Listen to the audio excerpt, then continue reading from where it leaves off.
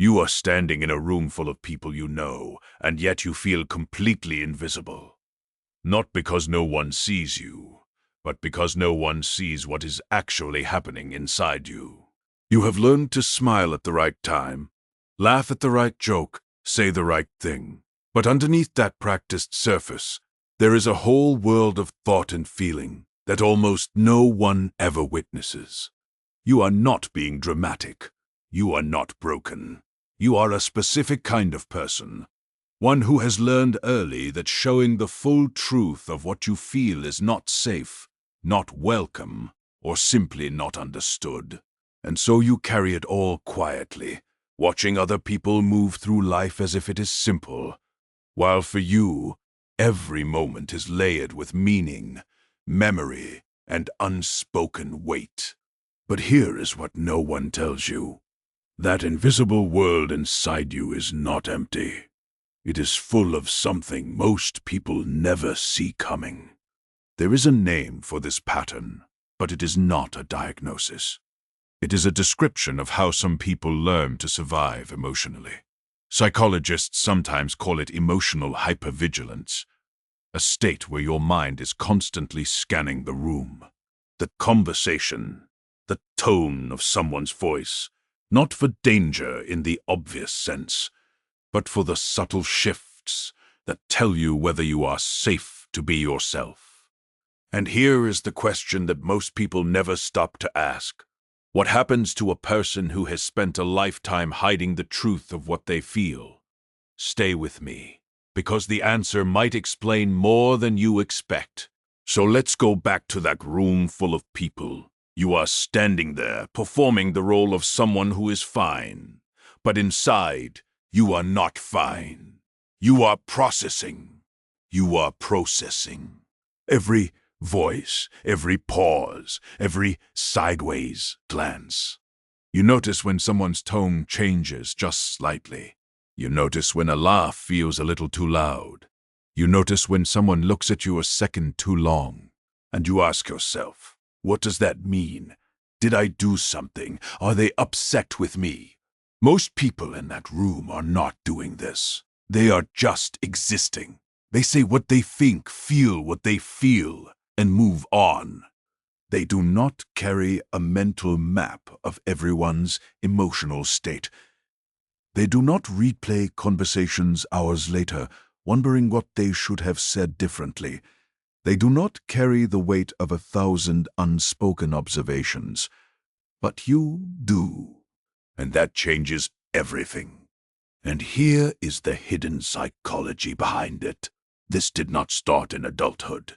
It started much earlier, in a time when you were still learning what it meant to be loved, accepted, or safe.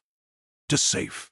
For many people like you, emotional hypervigilance developed as a survival strategy in childhood. Maybe you grew up in a home where emotions were unpredictable. Maybe a parent's mood could shift without warning, and you learned to read the room before you learned to read a book. Maybe you were the peacemaker, the one who smoothed things over, the one who could tell when tension was building before anyone else noticed. If that sounds familiar, you were not being sensitive in the way people mean when they say you are too sensitive. You were being adaptive. Your brain learned that paying close attention to emotional cues could keep you safe. It could prevent conflict. It could earn you approval. It could help you survive. And that is the key word. Survive, not thrive. Not be yourself. Not feel free. Survive. So you kept doing it. You got good at it. So good that now, as an adult, you do it automatically. You walk into a room, and your mind runs a full emotional scan before you even say hello. You sense when someone is upset before they say a word. You know when a conversation is about to turn uncomfortable. You adjust your behavior, your tone, your words, all to keep the peace, to stay safe, to remain invisible. But here is the cost. While you are scanning everyone else, no one is scanning you. while you are managing the emotions of everyone around you. Your own emotions sit inside you, unspoken, unseen, unacknowledged. You become the person who understands everyone, but no one understands. You become the listener, the fixer, the one who holds the emotional weight of the room, and you do it so well that people forget you have weight of your own.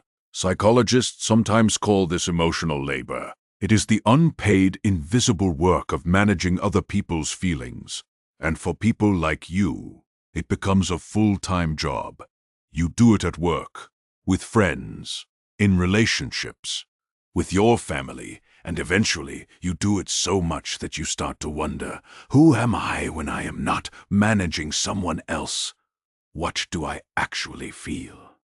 That question can be terrifying.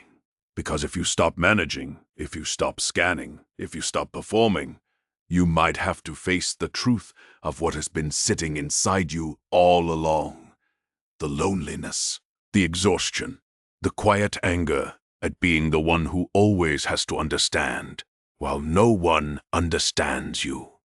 But here is the reframe, and it is important. This pattern is not a flaw. It is not a flaw. It is not a weakness. It is not something wrong with you.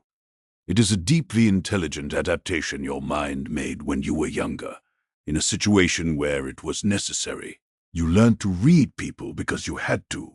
You learned to carry emotional weight because no one else would. You learned to hide your truth because showing it did not feel safe. And that adaptation kept you safe. It got you through. It deserves gratitude, not shame. But here is the part that changes everything. You are not in that same situation anymore.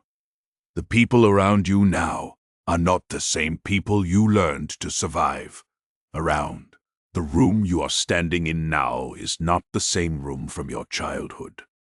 And the truth is, you do not have to keep performing. You do not have to keep carrying. You do not have to keep hiding. You do not have to keep hiding. The first step is not to change everything overnight. It is simply to notice, to recognize that the voice in your head, the one that tells you to smile, to stay quiet, to manage the room, is not your true voice. It is an old voice, a voice from a time when you needed it, and you can thank it for keeping you safe. And then, slowly, you can start to let it rest. Because the real you, the one behind the practiced surface, deserves to be seen. Not by everyone, not all at once, but by someone, starting with yourself. So you are still standing in that room full of people. But now you know something you did not know before. You know why you feel invisible. You know why you carry the weight of every unspoken word, and you know that the pattern was not a weakness. It was a survival strategy your mind created when you needed it most. But here's the quiet truth that no one tells you. The room does not change until you do.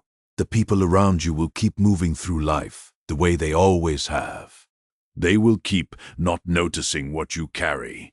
They will keep assuming you are fine because you have always made yourself look fine.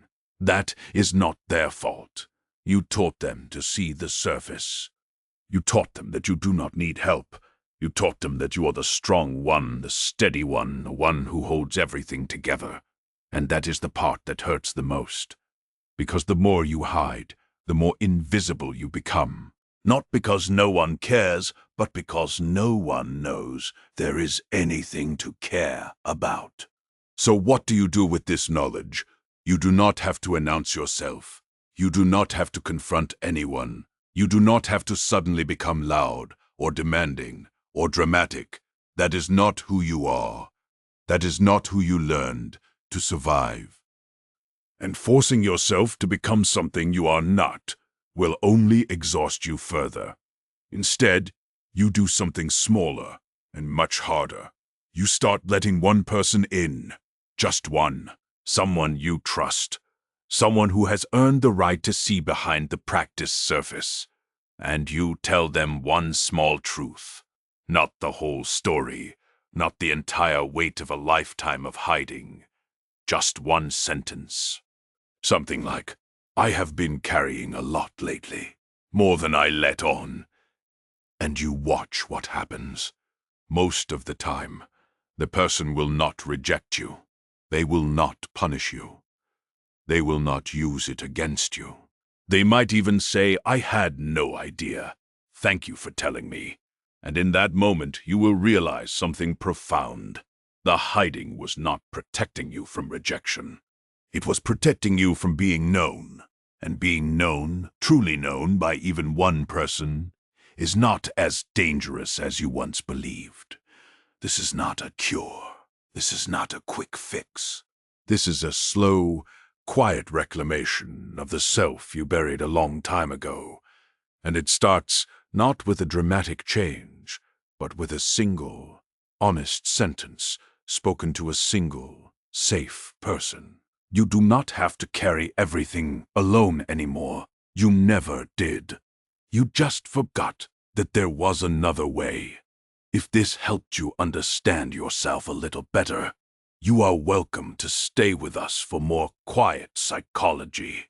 Explained gently, because there is always a reason you feel this way, and you deserve to know what it is.